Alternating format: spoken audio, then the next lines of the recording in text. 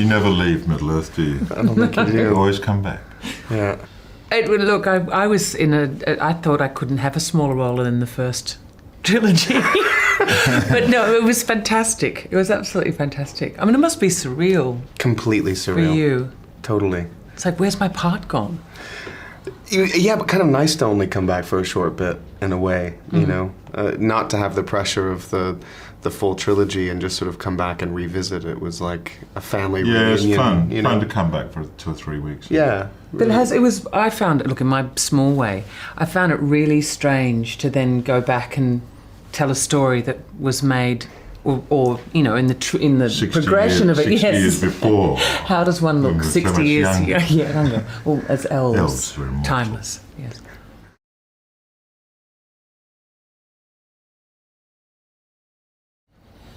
Yeah, I suppose the world of the film is not. It's one where the sense of doom is not as great. The whole world of the Lord of the Rings was very much in peril and sort of an autumnal feel to it. This is slightly more innocent. It's still tonally in the same place, but it's a slightly more innocent world, I suppose. Because I think that the high elves know what's coming, Yeah. and also the audience does. So the audience brings their own level, I think, of anxiety because they know the world that they're all plunging unwittingly into. Galadriel knows. Of course she does. Of course she does. Yeah, well, Frodo was actually not born during the time of The Hobbit, so the bit that I'm in is actually during the time of The Lord of the Rings, sort of before everything starts to fall apart. Yeah. So it's the innocent Frodo that we meet at the beginning of this.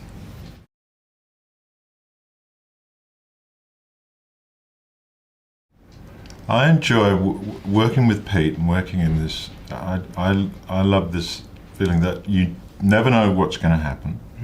You've just got to be prepared for everything, and you've got to take responsibility for yourself and jump in and have a good time. Beautifully put, That's what I love. I think he's the only director on the planet that can make you absolutely believe and invest in a character with bird shit running down his head, being pulled by a sleigh full of rabbits, and you commit to that. I mean, there's very few directors who could get you to invest in the depth and reality of that moment. I mean, I'd have to agree with both of them. Part of it's working with Pete and being in the environment that he sets up for his actors and for the crew. And the world that he creates that does feel so believable and so real. You know, for Frodo, obviously the large part of my journey was over, and it was an extraordinary journey, so just to kind of come back and revisit the innocence and fun of the character was just a joy.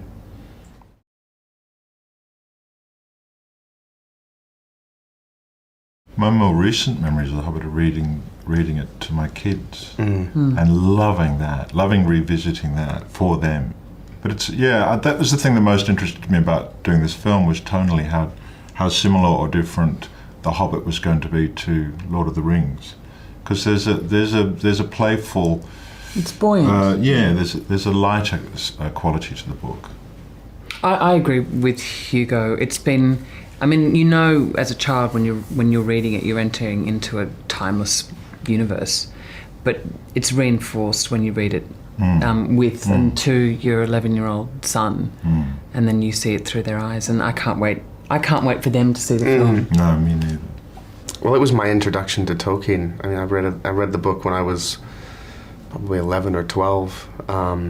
It was just a magical adventure, you know. And I was also curious as to how this would feel in comparison to Lord of the Rings, in the sense that it's very much a proper adventure story, and it is more buoyant and sort of whimsical and funny. Did you keep going and read Lord of the Rings straight after The Hobbit? I didn't. No, I had the volume on my bookshelf, and it was a little daunting. That's too long. It is still daunting.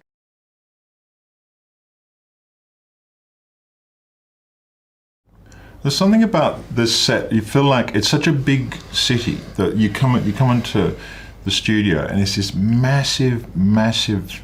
It's like a megapolis or something, and yet it's got the heart of of a cottage industry. And there's something about Pete, that he's got this huge vision, the scope, but his ability to always be himself, have his feet often without shoes, very much on the ground, and he's this fabulously creative mind. He's always, the work never stops. He's always keeps on creating. Whenever you hear other directors, very influential directors, talk about the directors that they admire and they look to as innovators, Peter's, or always one. David Fincher's one, Sam Raimi's another, and Peter's absolutely one of those guys. And as an actor, he's deeply human and funny and irreverent. And as you say, he's like a mad scientist. And there's very few people who've got all that rolled into one package, I think. Yeah. Well, he's incredibly genteel and very down to earth, and like Hugo was saying, like the environment is so massive. It was bigger on this film than Rings as well, and yet it feels so intimate, and it feels like it's being run by a small community and a family. And I think that extends from Peter, and it's really quite extraordinary. Coming back here to New Zealand, it feels like you're kind of working in a neighborhood with a lot of friends and family, and yet the scope is so incredibly massive.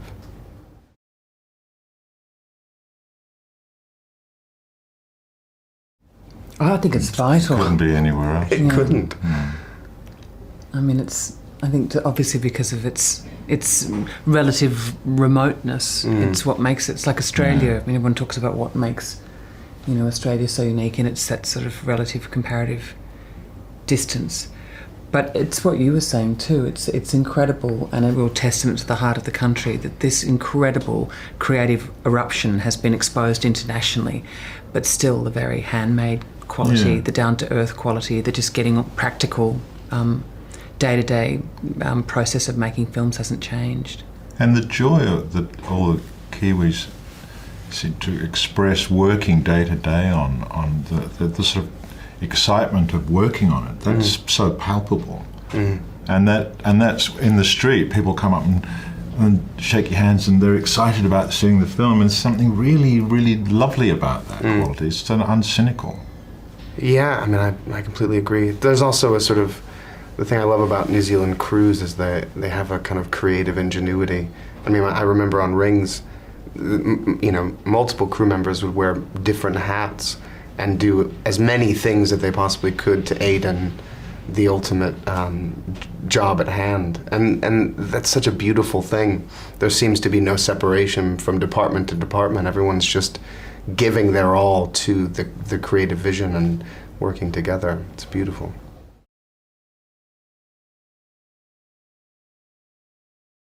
I was thrilling to see it. And, well, for me, possibly for all of us, you feel like, often when you go and see a film you're into a lot, it takes a little while for you to really be able to see it objectively. But this film, I felt so immersed in it and swept away. I really felt like a kid watching it. It was absolutely delightful and very moving as well, and like really profoundly moving in parts, and exciting and kind of mind-blowing, really. I think the storytelling is impeccable because it's such a there's so many avenues you can go down in the story, and it's been so judiciously put together. And for me, the quintessential moment was when Bilbo found the ring. And I was only watching it by myself, but I gasped because I think the audience will have that sense of collective memory. Oh no, that's it. This is it. Yeah. And there's 3 more movies I'm going to have to watch. No,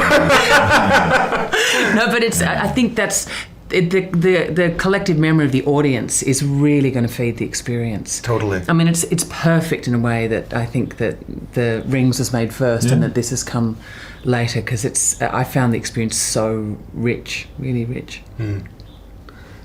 Yeah, I completely agree. It is rare that you get to see something objectively, and having had such a small part in the film, it was just lovely to watch as a fan, as the entire experience just kind of washes over you. It's a ride. It's wonderful. It's a lot of fun.